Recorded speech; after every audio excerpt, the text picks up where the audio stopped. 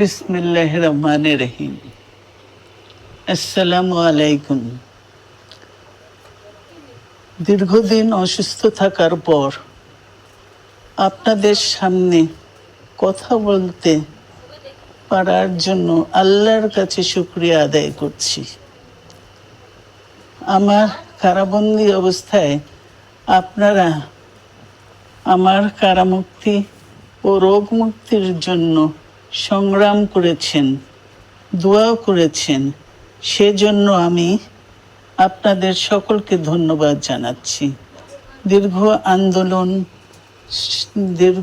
আন্দোলন সংগ্রাম ও ত্যাগের মধ্য দিয়ে আমরা ফ্যাসিবাদী অবৈধ সরকারের কাছ থেকে মুক্তি পেয়েছি।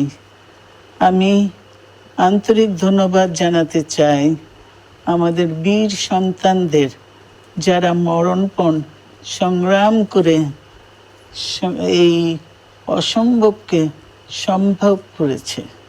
শত শত শহীদদের জানাই শ্রদ্ধা।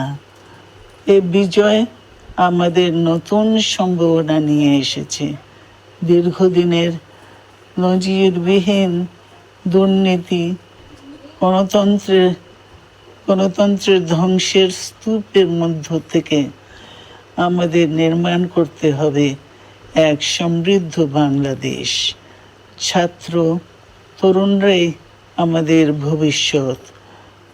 তরুণরা এই যে স্বপ্ন নিয়ে বুকের রক্ত ঢেলে দিয়েছে, সেই স্বপ্ন বাস্তবায়নে করতে মেধা, যোগ্যতা, জ্ঞান ভিত্তিক গণতান্ত্রিক বাংলাদেশ গড়ে তুলতে হবে।